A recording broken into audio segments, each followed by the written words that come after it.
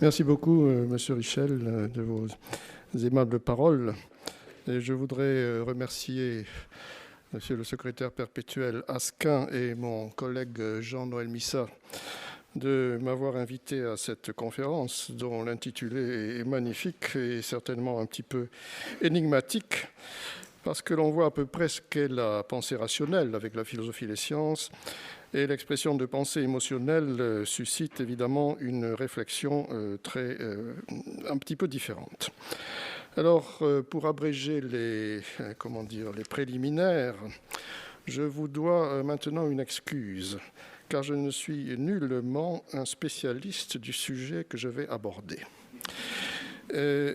Effectivement, c'est la première fois qu'on me demande de parler d'un pareil sujet, et je l'ai accepté parce que c'est un sujet qui me paraissait extrêmement important du point de vue scientifique, philosophique, anthropologique en général.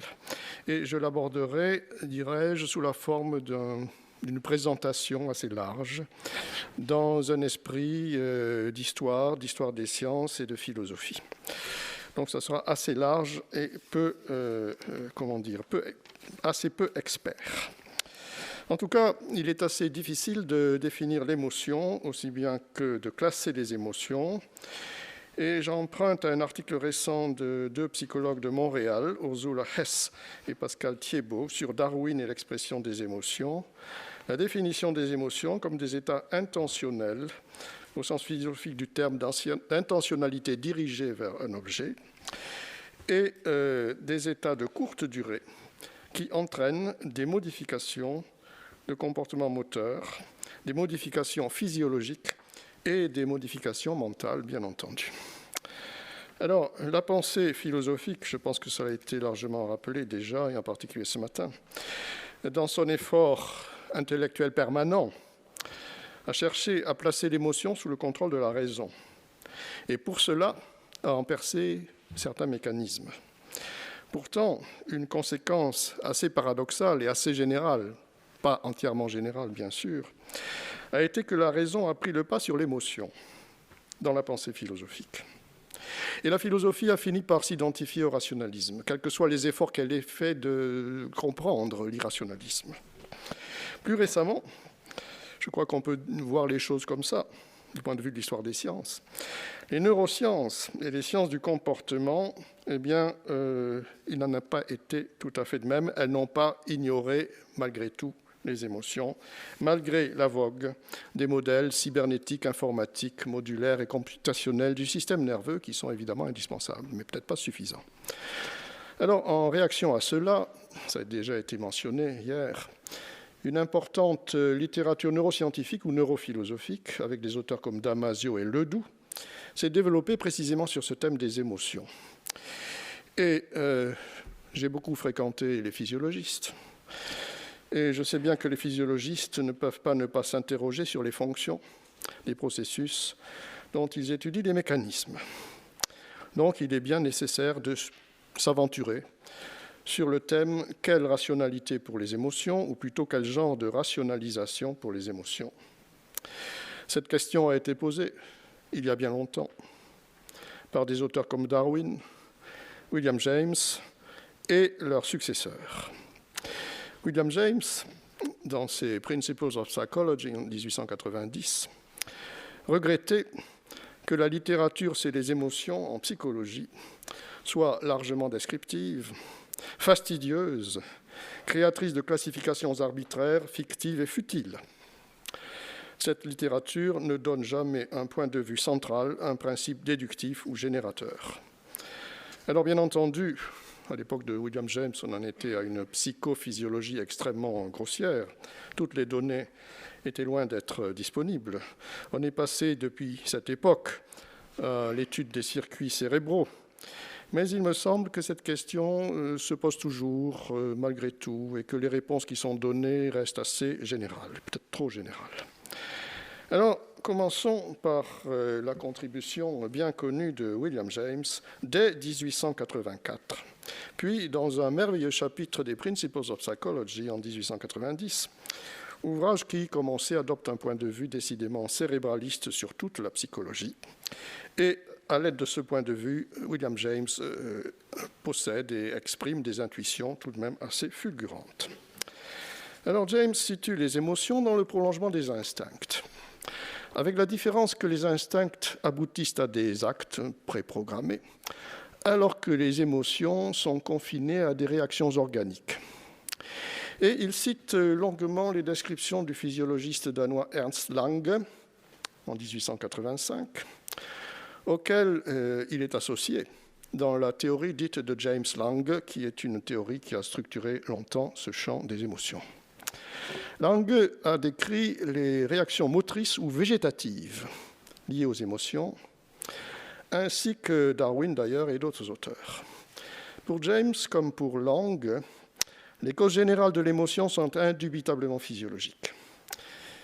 Et je vais m'attacher quelque peu à rappeler les conceptions de James Lange, parce que j'ai l'impression, comme mon collègue le physiologiste Jean-Didier Vincent, que l'analyse de James reste d'une certaine actualité par l'insistance qu'il a sur le corps comme porteur, véhicule des émotions.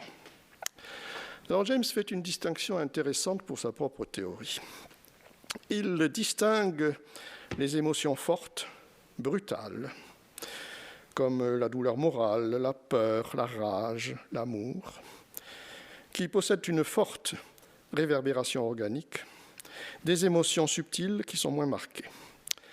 Sa thèse est qu'au moins dans le cas des premières, fortes, l'émotion proprement dite au sens psychologique de la représentation mentale suit temporellement l'expression corporelle.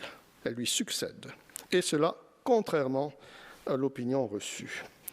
Selon lui, donc, les changements corporels suivent directement la perception du fait produisant l'excitation, et notre sensation de ces changements corporels lorsqu'ils se produisent constitue l'émotion. Il y a donc une séquence temporelle parfaitement bien définie selon James. Eh bien, il est, à mon sens, important, remarquable, discutable que la question de la séquence temporelle soit au cœur de la théorie de James. Discutable, je dis cela parce qu'elle n'a pas été suffisamment toujours bien prise en compte, apparemment. Alors donc, pour résumer les choses, le sens commun nous dit « nous rencontrons un ours, nous sommes effrayés et nous courons ». L'hypothèse de James, c'est que nous rencontrons un ours, nous courons et nous sommes effrayés. Nous pourrions voir l'ours et simplement juger meilleur de s'enfuir, mais dans ce cas, nous ne nous sentirions pas effrayés. L'émotion n'est pas du même ordre que le jugement. La cognition n'est pas l'émotion. Donc, pour rester dans James, il situe les émotions dans le prolongement des instincts, et la théorie élaborée dans ses chapitres précédents des Principles est que les objets extérieurs excitent des changements corporels par le biais de mécanismes préorganisés.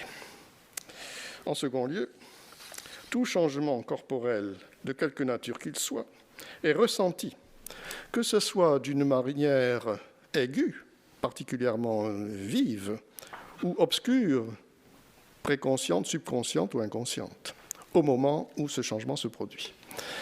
Donc, les changements corporels sont intrinsèquement et nécessairement constitutifs de l'émotion. Sans eux, l'émotion est vide, il n'y a pas de feeling. Alors, le problème de cette théorie est qu'elle est expérimentalement difficile à tester et que donc ce sont des observations, l'introspection ou quelques très rares cas cliniques de patients anesthésiques qui peuvent donner des arguments. Alors, James ne peut pas, évidemment, ne pas poser la question non seulement au niveau du corps, mais au niveau de l'organe cérébral.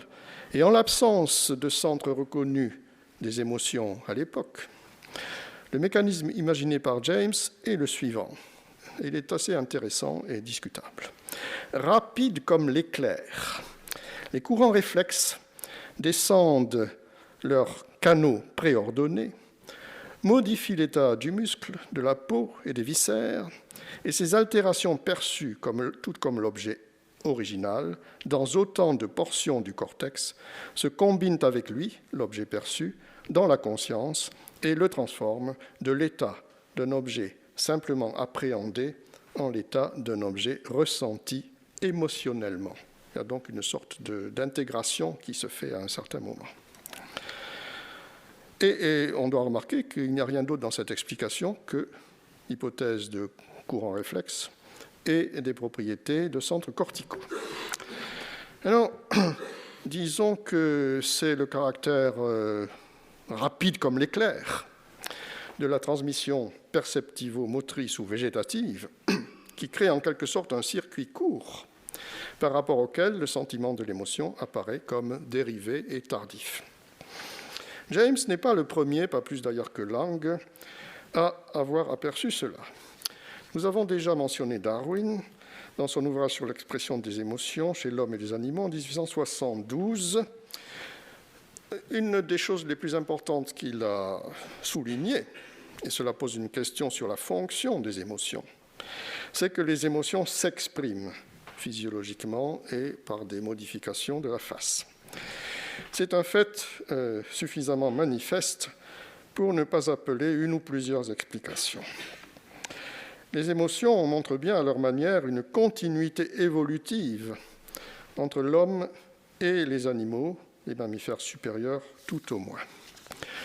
Les émotions, selon Darwin, sont des habitudes acquises, ce qui a un parfum d'hérédité de l'acquis, ce que Darwin a souvent considéré à côté de la sélection naturelle parmi les mécanismes de l'hérédité, c'est bien connu. Alors ce débat inné-acquis, il se poursuit, il n'est pas tranché, mais surtout Darwin énonce comme l'un de ses principes explicatifs des émotions, et c'est là que je veux en venir finalement, le principe d'une action directe du système nerveux excité sur le corps. Il s'agit d'une décharge directe d'un excès d'énergie nerveuse engendré par une tension physique ou psychologique.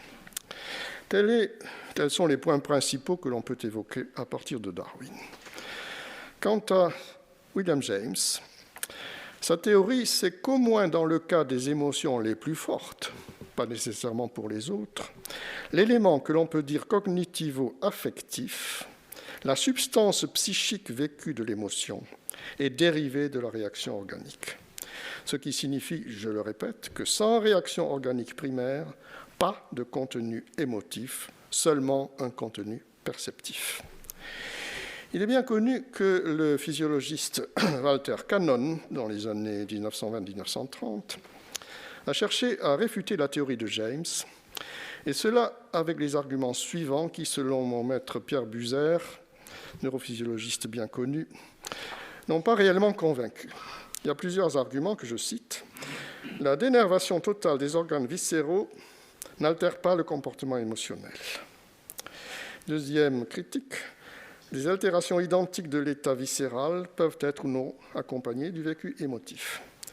Troisième critique, qui nécessite discussion, les altérations viscérales sont d'installation relativement lente, c'est vrai, tandis que l'émotion s'établit rapidement.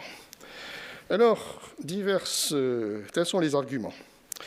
Diverses théories sont issues de cette critique, et parmi ces théories, il y a celle que Cannon a proposée en 1927 avec son collègue Philip Bard, qui était célèbre pour ses expériences de décortication de chats et de singes. Aujourd'hui, les comités d'éthique ne nous permettraient certainement pas de le faire. Et il avait observé que ces animaux décortiqués possèdent ce qu'il a appelé une sham rage, qui est une pseudo-rage, ils sont plus capables de contrôler leur comportement. Les manifestations de l'émotion, selon Cannon et Philip Bard, résulteraient de la levée de l'inhibition exercée sur l'hypothalamus par ce que l'on avait coutume d'appeler le système limbique et qui comprend en réalité certaines structures corticales et sous-corticales, hippocampe et amygdale en particulier, qui exerceraient donc une action inhibitrice sur l'hypothalamus. Je ne vais pas entrer dans des détails trop techniques ici. D'autres théories ont fait suite en particulier à l'époque de la grande vogue dans les années 50, de la formation réticulée mésencéphalique, et je pense que M. Richel connaît bien ces questions. Selon Lindsay, par exemple, l'émotion résulterait d'une hyperactivation de la formation réticulée mésencéphalique qui entraînerait une hypervigilance et donc un dérèglement du comportement. Tout de même une théorie assez suggestive. Pour Cannon-Bard, comme pour Lindsay, les diverses manifestations de l'émotion sont produites par une étape intégratrice à un certain niveau cortical, qu'il soit limbique ou plus mésencéphalique, alors réticulaire, en même temps ou après que la perception consciente du message du stimulus d'alarme émotionnel a eu lieu. En même temps ou après. Dans ce cas, donc, le vécu conscient est directement créé par la situation alarmante et constitue, disons, le corrélat ou peut-être la cause. Ces questions de corrélation ou de cause sont évidemment parmi les plus difficiles de la physiologie. Disons le corrélat ou la cause de l'ensemble des réactions somatiques, végétatives et comportementales des émotions. Plus précisément, soyons plus précis, pour Cannon-Bard, l'hypothalamus, une structure de base dans le cerveau, est le relais principal des émotions, qui, en même temps, il fait deux choses, l'hypothalamus. Il active le cortex, ce qui crée l'expérience émotionnelle, et il active par des voies descendantes, motrices ou végétatives, les manifestations motrices et végétatives. Et bien, dans cette représentation des mécanismes, le mental et l'organique sont parallèles plutôt que successifs, et la question difficile de temporalité est présentée d'une certaine manière. Position donc nettement différente de celle de James. Même si c'est James, il est nécessaire qu'un centre de perception pouvant être inconsciente, on l'a vu, perception primaire du message d'alarme, soit mise en jeu avant la mobilisation du système nerveux autonome et du système moteur. Alors, parmi les auteurs classiques et plus récents sur les mécanismes des émotions, ils sont extrêmement intéressants, suggestifs et magnifiques. On doit bien sûr mentionner Antonio Damasio, dont M. Asquin a parlé hier, ou je crois Jean-Noël Missa, je ne sais plus, et Joseph Ledoux. Neuropsychologue, clinicien, Damasio n'est pas très loin de William James. Vous voyez, je cherche à le réhabiliter. En notant qu'émotion et conscience peuvent être dissociées, ce que d'ailleurs Buser dit à peu près au même moment lorsqu'il note que la première étape d'installation de réactions autonomes réalise en quelque sorte un maillon réflexe et inconscient. Et lorsque dans son ouvrage ultérieur, L'inconscient aux 1000 visages, il s'interroge sur la place de processus implicites dans l'émotion et note que très peu de chercheurs ont posé ces questions de succession temporelle ou de parallélisme éventuel entre les divers phénomènes de l'émotion. Ces questions temporelles sont évidemment très difficiles. Et très peu d'auteurs se sont intéressés au passage de l'inconscient au conscient, questions centrales qui ont été malgré tout abordées par Damasio et Ledoux. Damasio, c'est essentiellement la clinique neuropsychologique. Damasio, dans son ouvrage « Le sentiment même de soi », écrit, dit-il, ouvrons les guillemets, « Je soupçonne que la conscience a prévalu dans l'évolution parce que la connaissance des sentiments provoqués par des émotions était indispensable à l'art de la vie. » L'art de la vie. Quelle belle expression. L'émotion d'abord, la conscience après. Eh bien, cette distinction de Damasio entre feeling, sentiment, et connaissance, consciente, s'accorde avec un autre constat, celui que les émotions ont des manifestations externes, publiques, alors que les sentiments, les feelings, sont dirigés vers l'intérieur, ils restent privés. Mais, ajoute-t-il, pour que les feelings exercent leur influence, la conscience, le sentiment de soi, est indispensable. Nous ne sommes pas conscients de tous nos feelings. Et lorsque nous en sommes conscients, il n'est nullement certain que la conscience soit contemporaine de l'initiation du sentiment. Si bien que Damasio, qui réhabite et réhabilite la dimension inconsciente, distingue 3 étapes. Premièrement, un état d'émotion qui peut être déclenché et exécuté de façon non consciente. Deuxièmement, un état de sentiment qui peut être représenté d'une façon non consciente. Troisièmement, un état de sentiment rendu conscient, c'est-à-dire dont l'organisme qui a simultanément émotion et sentiment prend connaissance. Damasio, et il a totalement raison, remarque que la terminologie pour décrire ces sentiments, représentations qui ne sont pas conscients, est très insuffisante. Les philosophes ont souvent remarqué que les mots nous font défaut pour décrire les choses, mais je crois que Damasio a vraiment raison de le souligner.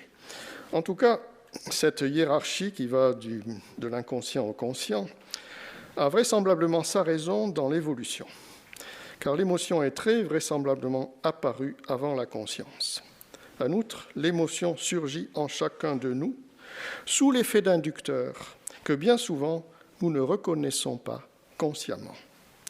À l'inverse, déclare Damasio, c'est dans le théâtre de l'esprit conscient que les sentiments produisent leurs effets ultimes et plus durables. Conscience et émotion sont liées chez l'homme, mais l'induction émotionnelle peut très bien ne pas être consciente, et selon Damasio, les rouages biologiques sous-tendant l'émotion ne sont pas dépendants de la conscience. Point de vue évolutionniste. Alors, il y a pour cela des arguments de clinique neuropsychologique assez nombreux. Je vais en citer un parmi d'autres. Un patient souffrant de graves déficits mémoriels et d'apprentissage en raison de graves lésions de l'hippocampe et de l'amygdale ou un noyau cérébral, patient dénommé David, était capable de choix fondés sur des émotions inconscientes. Bien entendu, la preuve clinique n'est jamais qu'une partie de l'argumentation. Mais pour nous résumer, je cite Damasio, nous n'avons pas à être conscients de l'inducteur d'une émotion, et bien souvent nous ne le sommes pas. Et nous ne pouvons pas contrôler les émotions à volonté. Quoique exceptionnellement, il soit possible de le faire, et il y a une discussion très intéressante dans l'ouvrage de Damasio sur le cas de la célèbre pianiste Maria João Pires, qui est capable de n'éprouver aucune émotion lorsqu'elle joue un morceau de Chopin, par exemple, particulièrement, ou de Schubert, particulièrement émouvant. Les émotions sont donc des processus biologiquement déterminés qui dépendent de dispositifs cérébraux établis de façon innée, mis en place au terme d'une longue histoire évolutionnaire. Alors, reste la question de savoir s'il peut y avoir des modulations acquises. Il y en a certainement, et c'est une question discutée, mais ce sont des questions techniques, et je n'ai pas le temps, malheureusement, de rentrer là-dedans. Mais dans l'ensemble, les émotions sont des dispositifs biorégulateurs qui ont au moins 2 fonctions, selon Damasio. Premièrement, produire une réaction spécifique face à une situation donnée. Deuxièmement, réguler l'état interne de l'organisme, essentiellement par des mécanismes hormonaux et ou végétatifs, de telle sorte qu'il puisse être prêt pour la réaction spécifique. En d'autres termes, enclencher un processus de réaction et préparer l'organisme à cela. Les émotions fournissent à l'organisme des comportements orientés vers la survie. Bon. Donc, explication typiquement biologico-évolutionniste qui, dans sa globalité, laisse un sentiment d'explication un peu générale, sinon passe-partout, mais qui peut se spécifier dans les 2 fonctions énoncées par Damasio. Venons-en maintenant à Joseph Ledoux, qui a approfondi le côté inconscient des émotions et qui s'est particulièrement intéressé à la peur. Selon lui, et pour des raisons d'ordre évolutionniste, de Reshef, les réponses émotionnelles sont dans une large mesure inconscientes. Un certain nombre d'arguments recensés par Ledoux dans son ouvrage fondamental, Le cerveau des émotions, montrent effectivement que le traitement émotionnel peut s'effectuer en dehors de la conscience. Il s'agit, pour le coup, d'expériences de psychologie, d'expériences d'exposition subliminale ou autres, expériences dont on peut tirer, semble-t-il, quelques conclusions et formulations que je vais vous présenter. Par exemple, que nos émotions sont plus facilement influencées lorsque nous n'en avons pas conscience. Que l'esprit émotionnel semble être particulièrement sensible aux stimuli auxquels sa partie consciente n'a pas accès. Que les significations émotionnelles peuvent être traitées à des niveaux subconscients. Que, et j'en ai fini, ce qui est émotionnel est pour l'essentiel bien inconscient dans le cerveau. Alors le traitement inconscient encadre bien évidemment avec la dimension évolutionniste des émotions, bien entendu. Mais que se passe-t-il entre la perception du stimulus alarmant et le cortège des réponses végétatives, comportementales et mentales? Il se passe, et ceci a été mis en avant par divers auteurs, que cite Ledoux, il se passe un processus d'évaluation qui lui-même n'a nullement besoin d'être conscient pour exister, et qui peut être largement inconscient et prédéterminé par beaucoup de facteurs, et c'est là que le côté acquis et épigénétique, entre guillemets, intervient, y compris dans l'histoire personnelle du sujet. Alors, cet inconscient émotionnel, en tant qu'inconscient, il n'est pas très différent, on le voit, de l'inconscient cognitif. L'inconscient baptisé cognitif qui a eu tellement d'importance récemment et qu'il y en a encore. Alors, ayant pris la mesure de l'inconscient émotionnel et d'une certaine parenté avec l'inconscient dit cognitif, nous pouvons nous approcher de la question posée par le colloque sur la pensée émotionnelle, à savoir, quelle relation entre cognition, pensée rationnelle, argumentative ou calculatoire, et l'émotion? A-t-on le droit de considérer plus ou moins subrepticement l'émotion comme une pensée, une proposition, un jugement, voire un raisonnement? Et pour citer Ledoux, je cite, « Mon désir de préserver l'émotion de l'absorption par le monstre cognitif vient de la façon dont je comprends comment l'émotion s'organise dans le cerveau. À mon avis, on doit considérer émotion et cognition comme des fonctions mentales séparées mais en interaction, qui agissent par le biais de systèmes cérébraux également distincts mais interactifs. Les arguments principaux qui vont dans ce sens viennent de la neuropsychologie. Je ne vais pas parler du système dit limbique, qui a eu son heure de gloire avant d'être critiqué dans son extension et comme système des émotions.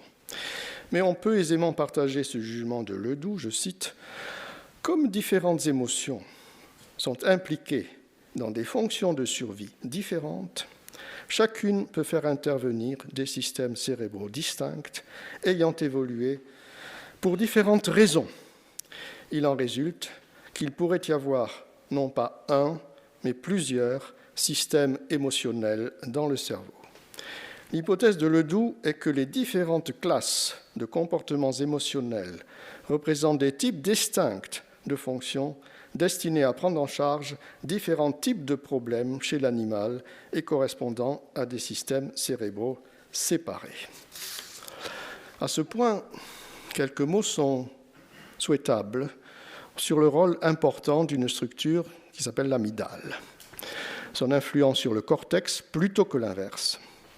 Ce qui fait que l'éveil émotionnel, l'hypervigilance, prend possession de la pensée pour la contrôler. Je cite, et ceci est un point crucial, discuté depuis longtemps par les philosophes. Bien que les pensées puissent aisément déclencher les émotions en actionnant l'amygdale, nous ne sommes pas très efficaces pour mettre fin volontairement à nos émotions en inactivant l'amygdale. À savoir, l'émotion forte, c'est une question de câblage, de forces différentes du câblage entre cortex et amygdale. L'émotion forte submerge la pensée, elle est difficile à contrôler. Les stoïciens le savaient bien. Alors, cela étant dit, qu'en est-il, selon Ledoux, de la fameuse pensée émotionnelle, sujet de cette conférence? À ses yeux, les sentiments émotionnels et les pensées, même s'ils ont des similarités en raison de leur partie consciente, sont différents pour deux raisons. Première raison, les sentiments émotionnels et les pensées sont engendrés par des systèmes symboliques distincts. Ceci est un propos de neuropsychologue, dirais-je. Deuxièmement, les sentiments émotionnels font intervenir beaucoup plus de systèmes cérébraux que les pensées. C'est un argument qui mérite d'être fortement considéré. Et ceci me conduit à une dernière remarque. Je ne suis pas sûr d'avoir épuisé mon temps. Je l'ai quasiment épuisé. J'ai quasiment fini.